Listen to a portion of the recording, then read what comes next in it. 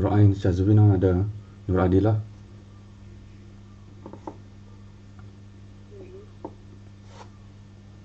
Boleh mesti hack lain.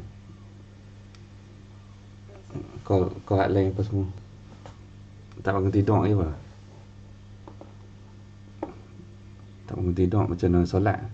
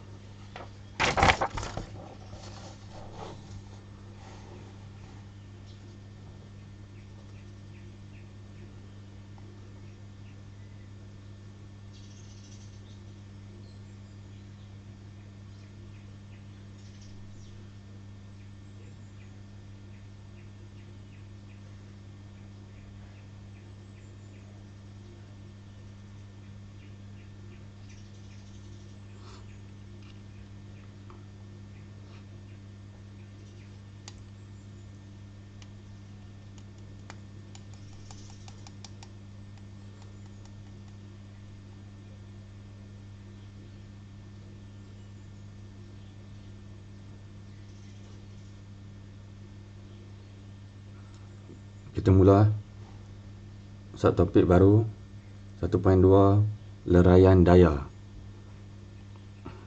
Tengok gambar ni. Ni adik, ini abang ah. Abang tarik adik pakai apa nama? Pelepah kelapa kan. Abang tarik ke arah sana, boleh nampak ke arah sana, condong. Sedangkan adik bergerak ke arah mengufuk. Macam ni mengufuk. Jadi bila masa kita nak pakai kemahiran leraian daya? Bila masa? Bila daya yang dikenakan ke arah lain. Daya yang dikenakan ke atas objek ke arah lain, sedang objek itu bergerak ke arah lain pula. Bergerak ke sana, ke kanan. Masa itulah kita perlu melakukan leraian daya.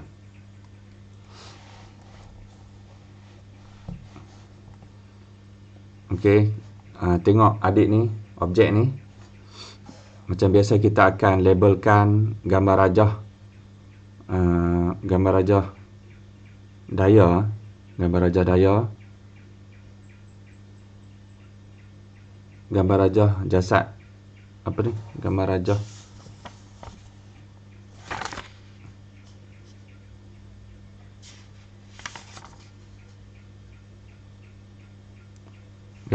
jasad bebas. Gambar rajah jasad bebas. Okey, budak ni ada berat berat budak sebagai W. Macam biasa ada tindak balas normal. Okey, R. Kemudian kita ada daya geseran antara pelepah ni dengan jalan sebagai FR. FR. Kemudian yang ni masalah kita tak ada daya ke kanan ni. Yang kita ada daya ke belah atas macam ni condong macam ni. Makanya masa inilah kita perlu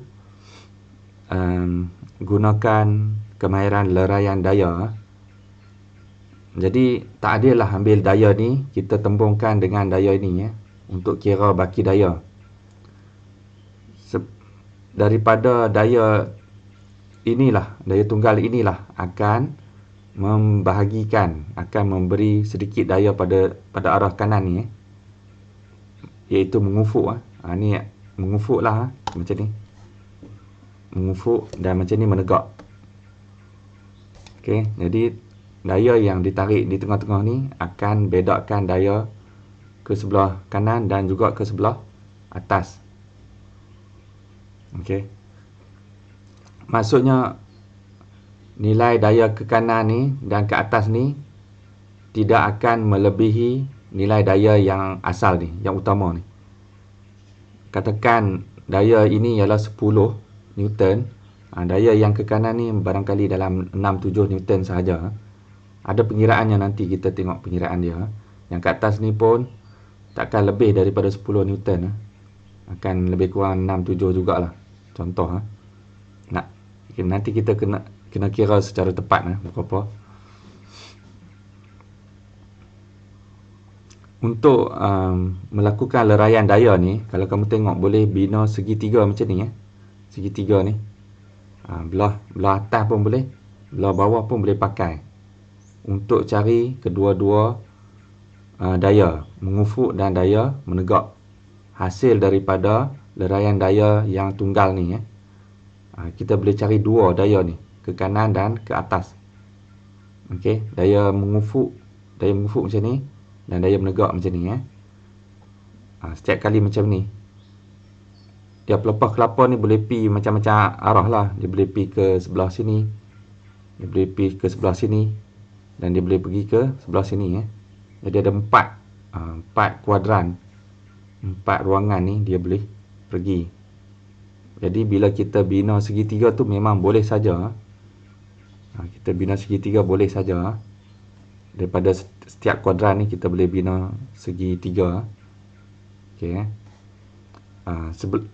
Sebelum kita nak lanjutkan lagi untuk belajar leraian daya ni, kita nak ingatkan baliklah matematik yang melibatkan segitiga yang akan membantu menyelesaikan masalah leraian daya.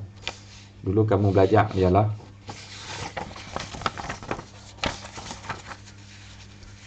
tentang segitiga bersudut tegak. Apa maksud segitiga bersudut tegak? Ialah salah satu sudut dalaman adalah 90 darjah kan. Dulu kamu belajar, katakan ada satu segitiga ni.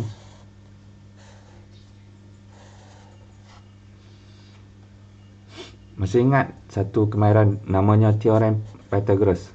Teorem Pythagoras. Okey, teorem Pythagoras. Syarat untuk guna teorem Pythagoras ni? Ada dua syarat. Syarat yang pertama, objek itu mestilah segitiga. Segi 4 tak boleh, segi 5 tak boleh, segi 6 tak boleh dan seterusnya tak boleh. Yang boleh hanya segitiga sahaja. Yang syarat kedua ialah salah satu sudut mesti bersudut tegak. Kalau kurang salah satu daripada dua syarat ni memang tak boleh guna teorem Pythagoras. Jadi kamu belajar dulu, katakan panjang ini ialah A, panjang ini ialah B, panjang ini ialah C kan. Katakan diberi panjang dua sisi daripada 3. Boleh tak cari yang ketiga itu? Boleh lah kan, dengan guna teorem Pythagoras. Okey, iaitu A kuasa 2 tambah B kuasa 2 sama dengan C kuasa 2. Kalau nak cari A ni, lakukan algebra lah yang lain-lain kan. bawa pergi belah kanan. Kalau nak cari B sama juga, bawa lain-lain pergi belah kanan. Tinggalkan B saja. Kuasa 2 ni pun bawa pergi belah kanan. Kalau nak cari C, kuasa 2 ni bawa pergi belah kiri kan. Dapat C. Ni algebra sajalah, kamu tahu. Bila dia beri salah 2 daripada 3, boleh cari yang ketiga. Ini adalah teorem Pythagoras. Dia mengaitkan panjang sisi dengan panjang sisi. Kita ada satu lagi cerita segitiga, iaitu boleh pakai yang sama. Boleh pakai yang sama. Kita ada satu lagi.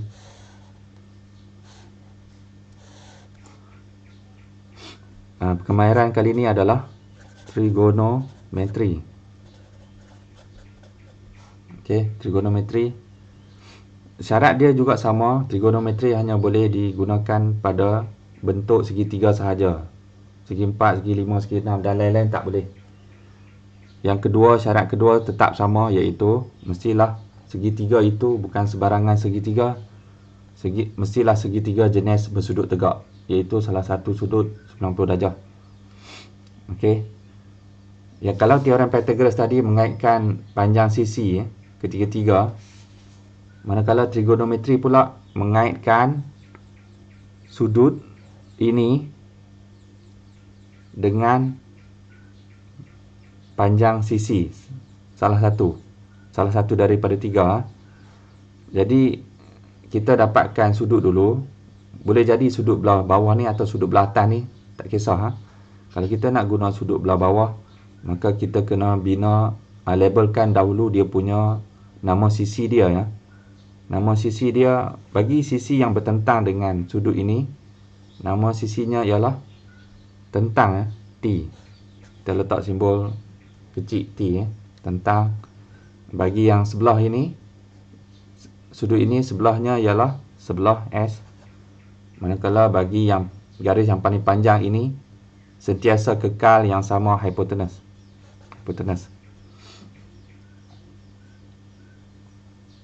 Kalau kamu guna sudut ini, maka semua akan berubah.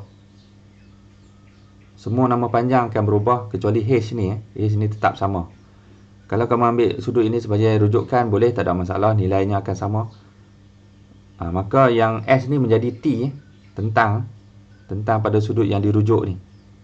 Dan T akan menjadi S. H tetap H juga, dia takkan berubah. Hipotenus tetap hipotenus. Tak kira sudut mana yang dirujuk, atas atau bawah. Trigonometri ada 3, iaitu sin theta sama dengan tentang bahagi hipotenus cos theta sama dengan sebelah bahagi hipotenus tangent theta sama dengan tentang bahagi sebelah. Setelah melabelkan dan menentukan maklumat yang diberi, maka tiba masanya untuk kita pilih rumus yang antara 3 ni yang ada semua maklumat termasuk yang hendak dicari.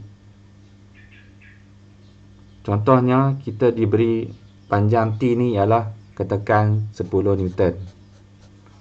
Dan theta ini ialah katakan 30 darjah. Kita nak cari katakan H. Kita nak cari H. H berapa? Jadi kalau tengok ni cukup saja 2 maklumat yang kita perlu untuk guna trigo. Salah satu sudut kita perlu, salah satu daripada 3 panjang, dan salah satu panjang yang nak dicari. Maka kita boleh guna ini tapi kena pilih lagi ni. Tak semua boleh pakai. Contohnya, kita kalau tengok sini, apa maklumat yang ada? Kita ada theta. Kita ada theta 30 darjah. Kalau cek ni, semua ada theta ini. Semua boleh pakai. Okey.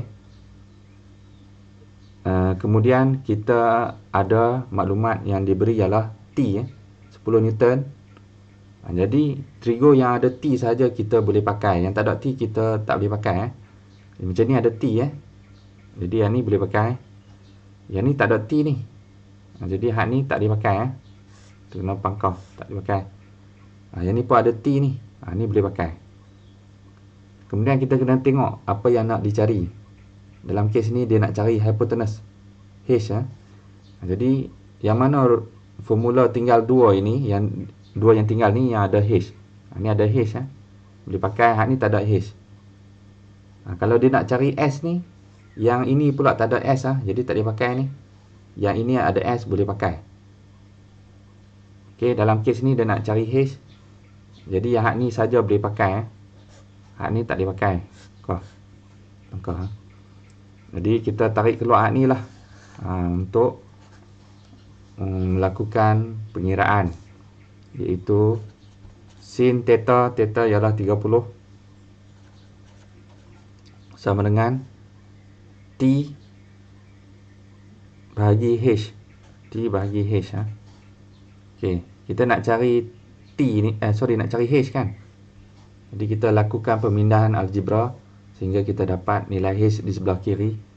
Jadi H ni kita hantar pergi belah kiri dan kita dapat, manakala sin 30 kita hantar pergi belah kanan. Jadi kita dapat T bahagi sin 30 darjah. Kemudian kita isikan macam biasa, kita isikan nilai T iaitu T sama dengan 10 Newton sini bahagi dengan sin 30. Maka tekan kalkulator, maka dapatlah kita nilai H iaitu panjang H ni.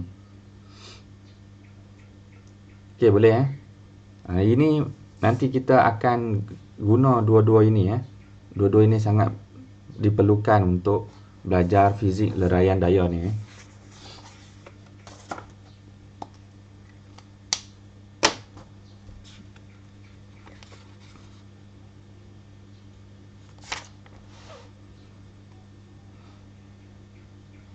Okey. Daripada daya tunggal ni, setelah dilakukan leraian, kita panggil yang daya yang hasil leraian yang ini ialah sebagai komponen mengufuk daya tarikan. Komponen mengufuk daya tarikan. Manakala belah atas ni, leraian daya ke arah atas ni kita panggil komponen menegak daya tarikan. Atau kita boleh label ini, komponen mengufuk ni sebagai, katakan hak ni nama daya dia T. T. Yang mengufuk belah kanan ni, pasal kita tahu ini paksi X kan. Paksi X. Kita label T. X tu letak kecil kat belah bawah kaki T tu. Yang ni samalah T, tapi pasal paksi Y, kita letakkan label T Y kecil kat belah kaki T. Macam tu. Okey, boleh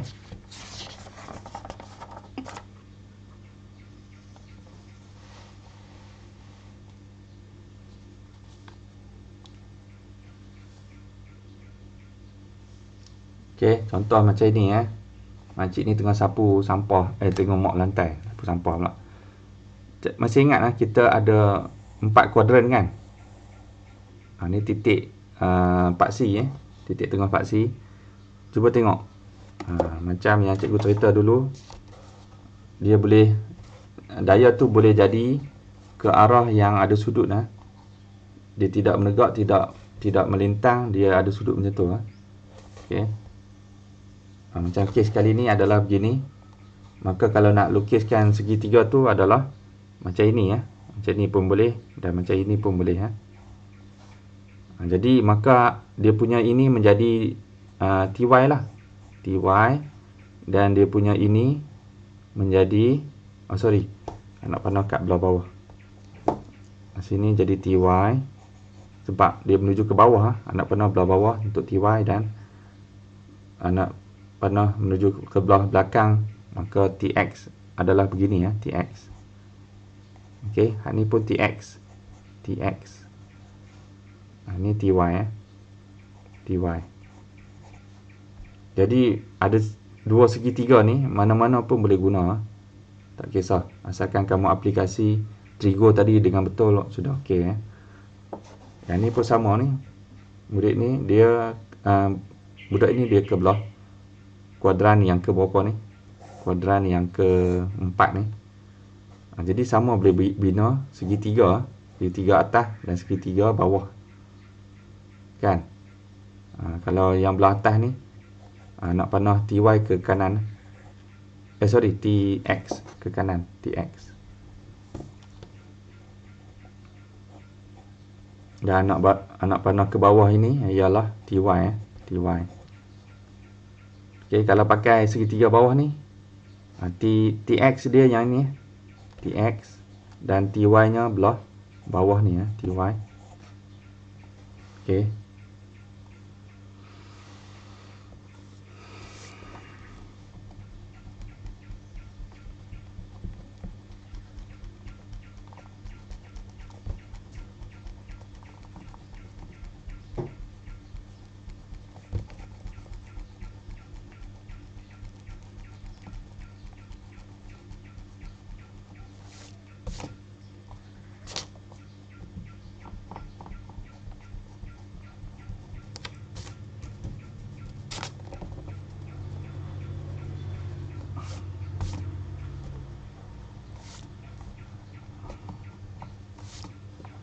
Okey, kita ada satu soalan ni. Kita tengok kamu boleh buat ke tak menggunakan matematik tu. Kita ada bongkah ni. Bongkah ni ditarik oleh daya T ni condong ke belah atas sana T ni.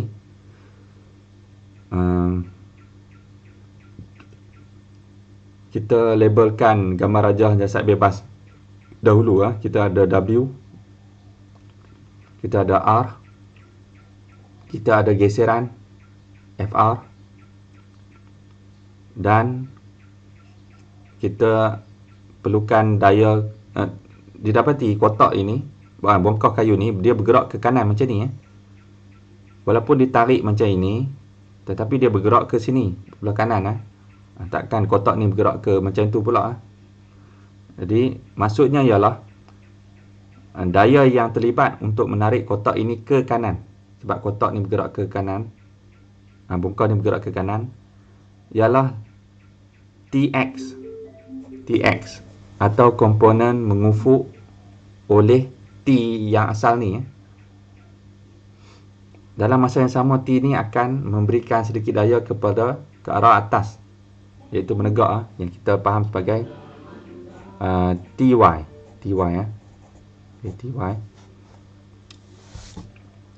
Okey. Jadi macam mana nak cari daya ke arah kanan ni? Kita ada maklumat ni kita diberi daya tarikan T 36 Newton. Kita boleh label siap-siap ni. Ini sama dengan 36 Newton. Berat 24 Newton. Okey, berat ni 24 Newton. Tindak balas normal R 6 Newton. Di R ni sama dengan 6 Newton. Daya geseran FR 20 Newton. Okey, ini ialah 20 Newton. Okey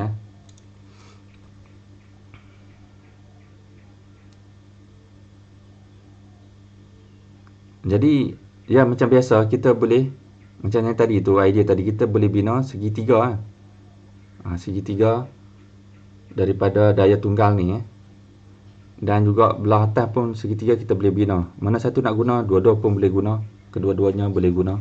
Pilihlah mana yang, kalau macam ni baik guna bawah ni sebab dah ada sudut belah bawah ni 30. Jadi macam mana nak cari leraian daya ke arah TX ni, iaitu panjang ini panjang ini diwakili oleh TX. Merujuk pada sudut yang kita ada ni 30, kita kena labelkan dulu nama sisi nama sisi yang ini adalah T kalau merujuk pada sudut ni. Ini adalah T, ini adalah S, dan ini adalah H. Okey. Macam mana nak cari S ni? Kita tahu nilai H ialah juga mewakili T ni 36. H kita dah tahu 36. Newton. Kita tahu sudut 30. Ingat tadi, untuk guna trigo kita hanya perlukan satu sudut dan satu panjang sisi. Jadi kita perlukan kertas kosong banyak-banyak untuk kira.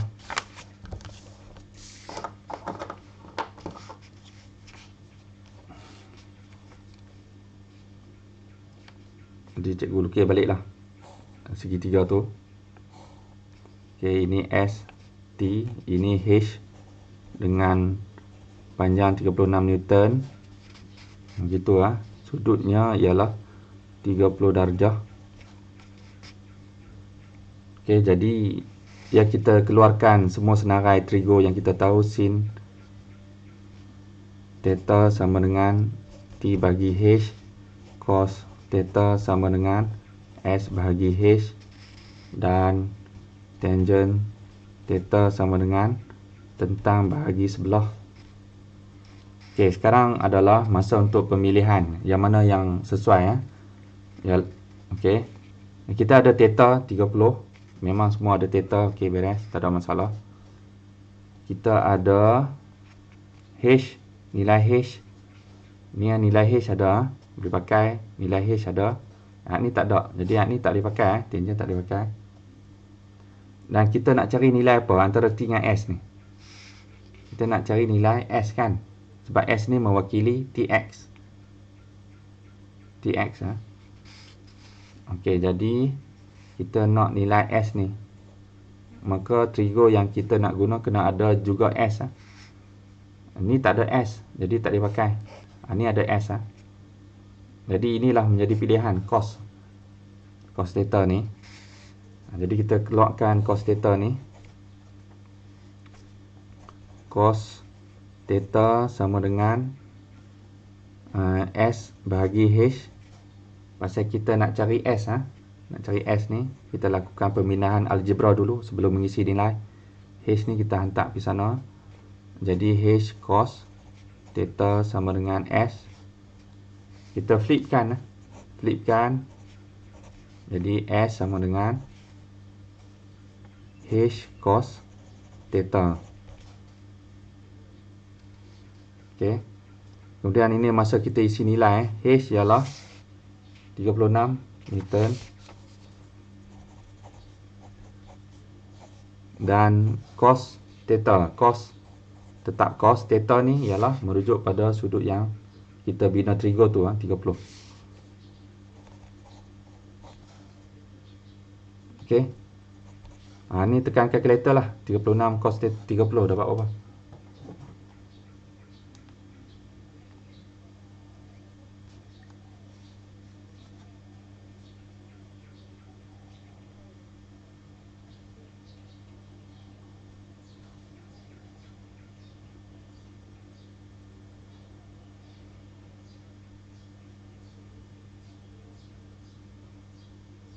.18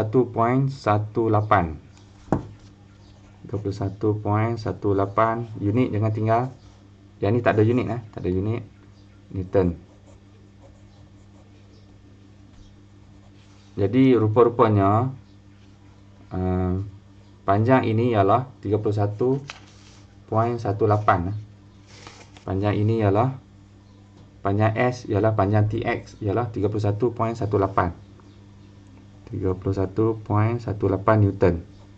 Inilah dia leraian daya mengufuk oleh T ni ke arah TX 31.18. Kalau kamu tengok nilai 31 ni kecil, lebih kecil daripada 36 Jadi logiknya memang logik tak mungkin leraian daya tu lebih besar pada daya tunggal tak mungkin. Jadi betul lah ni. Jadi 31.18 ni lah kita akan dealkan dengan 20 Newton. Balik macam biasa dulu kita belajar. Kita tengok antara dua daya ni yang mana paling besar. Ini lebih besar 31.18. Inilah kita tolak dengan 20 Newton untuk dapat daya baki. Yang seterusnya guna untuk cari pecutan lah apa semua tu. Okey Tapi untuk soalan yang pertama ni dia suruh cari hitungkan magnitude bagi komponen mengufuk. komponen mengufuk adalah merujuk pada Tx, Tx. Dan komponen menegak merujuk kepada Ty, Ty bagi tarikan T. T ni daya tunggal ni lah yang tadi. Jadi Tx kita dah cari, kita dah dapat 31.18. Dia nak daya saja. Dia tak nak hitung pecutan apa semua tu, tak lagi, nanti dulu. Dia cuma nak cari komponen daya mengufuk je baru. Okey, untuk soalan A. Sekarang kita cari Ty. Ty belum cari Ty ialah leraian komponen leraian ke arah atas oleh T ni. Jadi kita akan cari Ty. Sama juga kita akan boleh guna yang sama ni, gambar rajah sama ni. Jadi panjang ini ialah mewakili Tx dan manakala hak menegak inilah mewakili Ty. Ty. Jadi ini adalah Ty. Dengan mencari nilai T ni, kita sebenarnya mencari nilai Ty. Okey, boleh Jadi trigger mana hak nak guna ni? Antara tiga ni. Kita buat yang barulah. Sin theta T bahagi H cos theta sebelah bahagi hipotenus tangent theta tentang bahagi sebelah. Okey, kita ada theta 30. Sudut yang dirujuk semua pun ada. Kita ada nilai H 36 Newton. Ini pun ada, ini pun ada. Yang ni tak ada, jadi tak diguna ni. Kita nak cari Ty. Kita nak cari T T. Bukan S nak cari T. Jadi ini ada T, ni tak ada T Cos ni tak ada T. Okey, potong. Jadi inilah yang kita akan guna untuk mencari nilainya. Sin theta sama dengan TH. Dekat sini kita lakukan pemindahan algebra dulu. Akhir sekali kita nak cari nilai T jadi H ni bawa pergi belah kiri.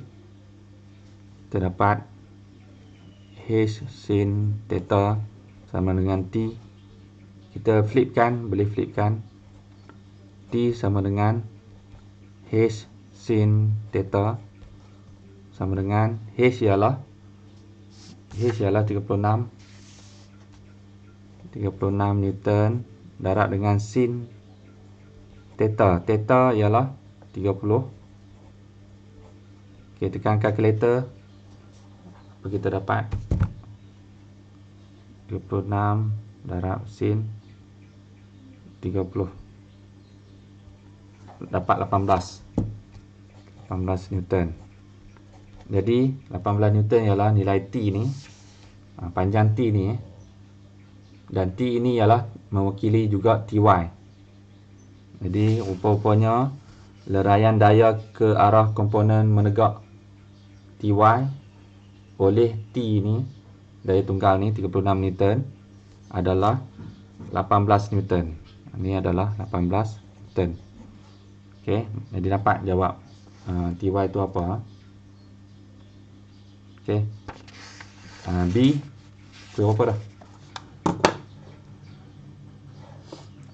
Kita teruskan B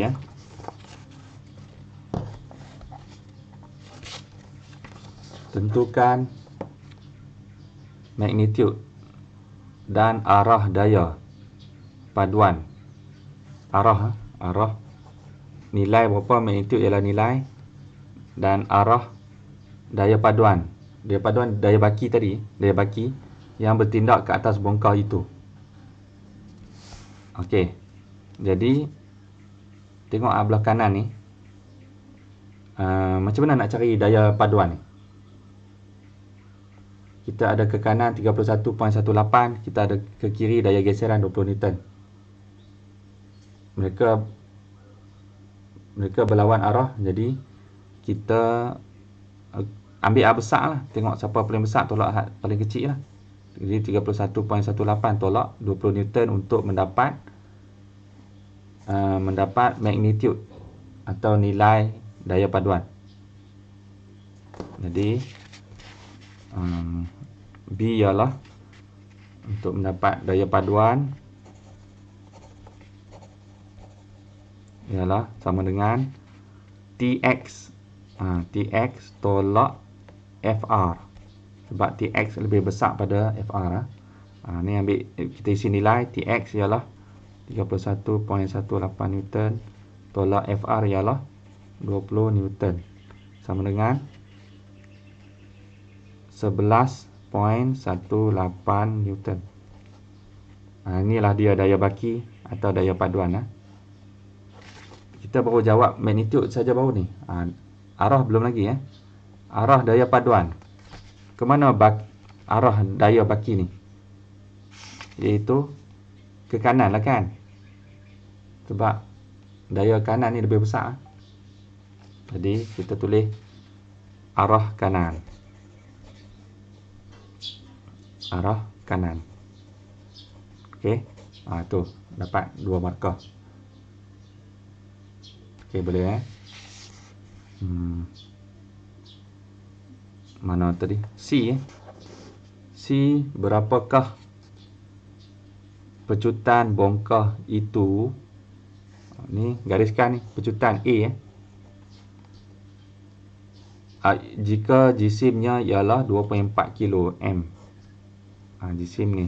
Ini balik pada hak cerita dululah yang kita buat dah kan. Ingat lagi? Kita ada bongkah ni. Kita ada dua daya ni. Yang satu TX kan, iaitu 31.18 Newton. Lihat daya geseran FR ialah 20 Newton. Kemudian ke mana bongkah ni akan pergi? Ke belah kanan lah kan. Sebab daya baki menang pada arah kanan. Okey, jadi kita menulis persamaan umum yang mengaitkan daya dan jisim dan pecutan. F sama dengan MA. Macam tu. Lepas tu kita teruskan. F ni yang kita faham ialah daya baki atau daya paduan.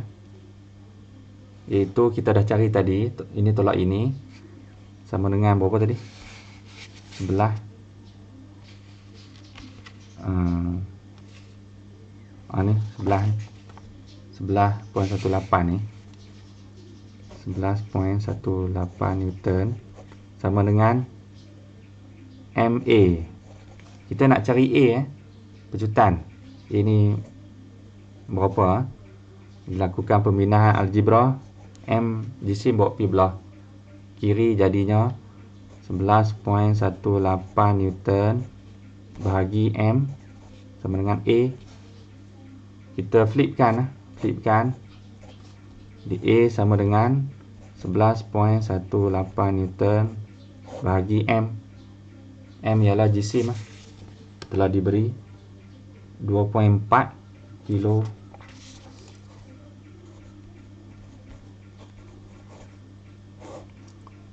Newton yang kita tahu unit panjangnya ialah kilogram. Meter saat negatif 2. Okey, tekan kalkulator ni. Nilai ni bagi ni berapa dapat?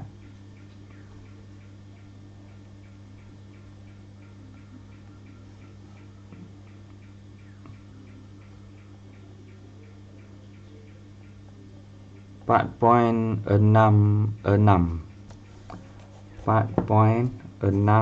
unit yang masih tinggal. Kilo kita boleh potong dengan kilo. Jadi yang tinggal ialah meter saat negatif 2. Jadi betul lah unit ini yang kita kenali memang milik pecutan punya. Jadi inilah dia jawapan terakhir. Maksudnya ialah daya baki ni 11.18 Newton lah mengakibatkan objek ini yang berjisim ini 2.4 kilo bergerak dengan pecutan ini. Nilai dia 4.66 meter saat negatif 2. Okey jadi terjawablah 4.66 meter saat negatif 2. Okey, boleh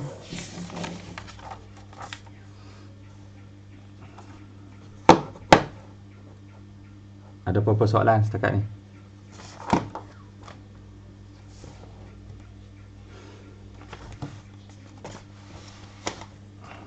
kita teruskan dengan contoh yang kedua. Contoh kedua ni. Okey, contoh kedua.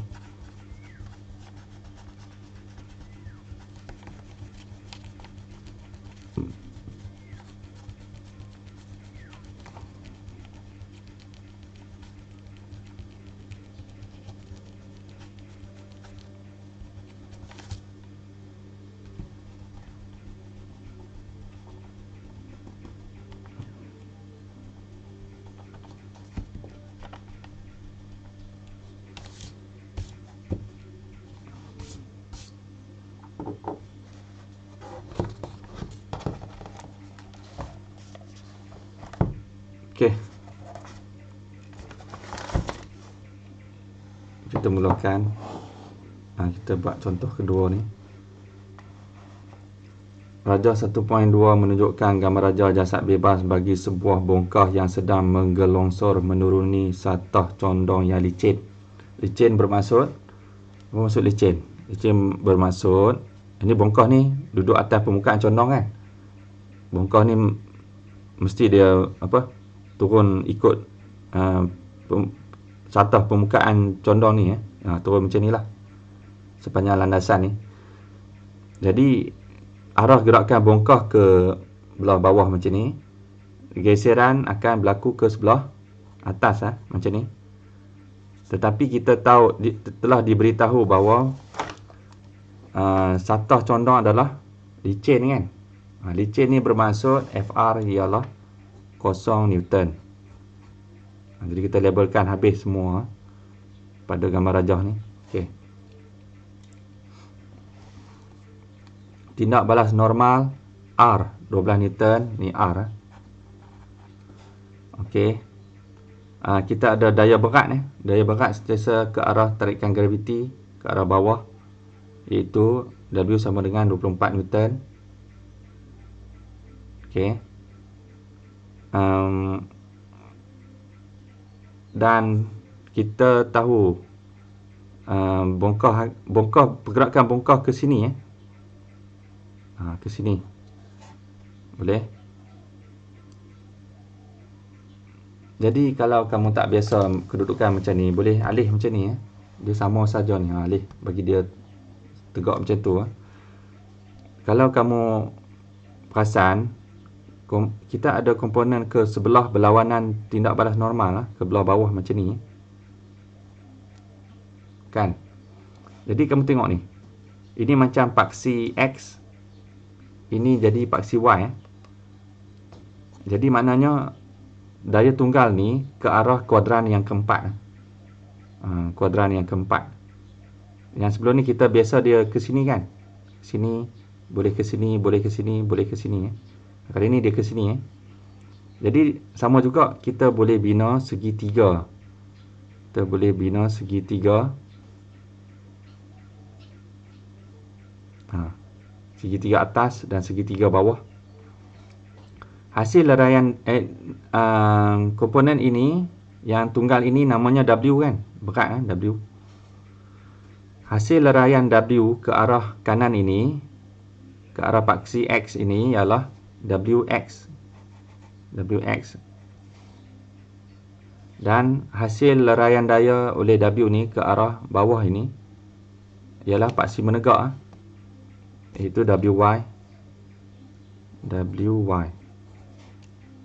Okey, ni sama ceritalah.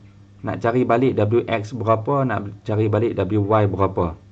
Komponen leraian komponen mengufuk dan menegak oleh daya tunggal W ni jadi kamu dah tahulah cara macam mana. Jadi apa soalan A dia? Lakarkan komponen berat bongkah yang selari dengan permukaan condong. Ini permukaan condong ni. Yang selari adalah inilah WX. Dan komponen berat bongkah yang serenjang dengan satah condong. Satah condong serenjang ialah inilah WY. Sebab ni 90 darjah serenjang. Seterusnya maknanya yang ni WX Yang ini WY Ya, kita dah lukis dah ni. Dah lukis 1 markah, 2 markah. Okay, dapat label siap. B, seterusnya tentukan daya paduan. Maksudnya daya baki lah. Daya paduan yang bertindak ke atas bongkah itu. Maksudnya kita nak cari WX ni tolak FR lah kan. Daya paduan atau daya baki. Tapi sebelumnya kita kena cari WX dahulu. WX. Jadi apa nilai WX, macam mana nak cari? Inilah masa gunakan trigo. Okey, ya kita dah tahu sudut. Kita perlukan satu sudut ni. Sudut ni 90 kan? Sudut ni 90. Sudut ini tahu berapa? Sudut ini ialah 60 60 darjah. Ambil sini 60 darjah. Sama 60 darjah sini. Jadi kita keluarkan apa? Trigo yang kita 33 tu untuk masa habis dah. Sikit lagi. Okey, kita keluarkan trigo yang kita dah belajar tu, iaitu sin theta sama dengan T bahagi H cos theta sama dengan sebelah bagi hipotenus dan tangent theta sama dengan tentang bahagi sebelah. Okey, macam tu Kemudian kita tengok apa maklumat yang ada. Kita dah tahu theta 60. Ni semua ada, tak ada masalah. Kemudian kita dah ada maklumat yang diberi ialah panjang ni Ini kalau merujuk sudut ni, segitiga ni, maka ini adalah tentang Tentang ni sebelah, yang sebelah ini hipotenus Jadi kita dah diberi maklumat H H ialah 24 Newton. Okey. H kita dah ada. Jadi kita cek yang mana ada H. Ini ada H, ini ada H, ini tak ada H, terpadam, tak perlu. Kemudian maklumat yang nak dicari ialah T T, sebab T ni mewakili WX. Jadi kita perlukan T Ini ada T. Yang ni tak ada T. Jadi yang ni pun tak boleh pakai. Tinggal satu ni saja yang boleh pakai. Jadi kita tarik keluar rumus ni, sin theta sama dengan T bahagi H. Kita nak cari T berapa, kita lakukan pemindahan algebra dahulu. Kita dapat macam ni. Kemudian kita flip kita dapat. Okey, masa ni kita isikan nilai H yang kita tahu ialah 24 Newton 24 Newton darab dengan sin theta. Theta sudut yang dirujuk ialah sudut ini 60 darjah. Okey, tekan kalkulator.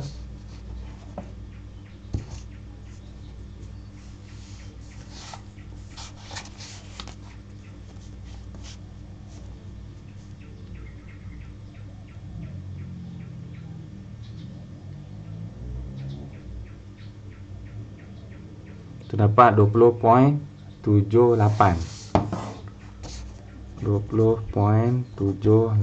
Newton. Okey, ni jadi rupa-rupanya nilai T yang juga mewakili T ni mewakili komponen mengufuk WX ni ialah 20 Newton. 20.78 Newton. Okey, jadi dapat tak cari daya baki sekarang ni? Sebab dua-dua ni FR dan WX sudah mengufuk. Dapat kita balik macam dulu baliklah. Kita tolak tengok siapa paling besar. WX lebih besar, tolak FR kosong. Jadi dapat daya paduan ialah WX, daya paduan ialah 20.78 Newton.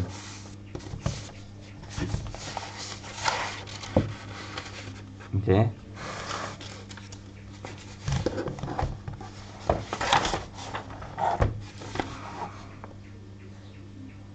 Okey, 20.78 Newton dapat. C, hitungkan pecutan. Pecutan A. Bongkah jika jisimnya ialah 2.4 kilo, sama macam soalan sebelum ni. Jadi maksudnya 20.78 Newton inilah, daya baki inilah mengakibatkan objek itu berjisim apa, bergerak dengan pecutan apa. Jadi kalau kita tulis ni sama, F sama dengan MA. F ialah tadi WX tolak FR sama dengan MA. Mana kita dah tahu hasil tolak ni ialah yang ini 20.78 Newton sama dengan MA. Kita nak cari nilai A, kita hantar M pergi sebelah kiri dan kita dapat 20.78 Newton per M sama dengan A. Kita flipkan, A sama dengan 20.78 Newton bahagi M. M ialah 2.4 kilo.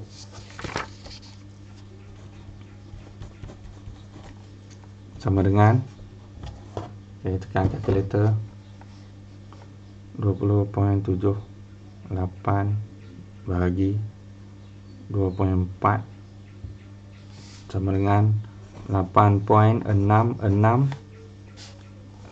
Newton leraikan pada unit asas kilogram meter saat negatif 2. Kilo dengan kilo boleh potong, yang tinggal cuma meter saat negatif 2 adalah unit untuk, memang untuk pecutan. Jadi itulah dia nilai pecutan yang akan berlaku pada objek ini yang ditarik oleh daya baki itu. Jadi begitulah dia apa yang kita nak belajar tentang leraian daya ni. Leraian daya ni perlu diselesaikan dulu, perlu dileraikan dulu sebelum kita nak boleh cerita tentang dia punya daya baki dia macam mana, pecutan dia macam mana nanti. Macam tu. Okey, sampai sini saja. Okey, apa dah? Masa habis dah. Terlajak lah. Okey, jumpa lagi. Assalamualaikum. Ya.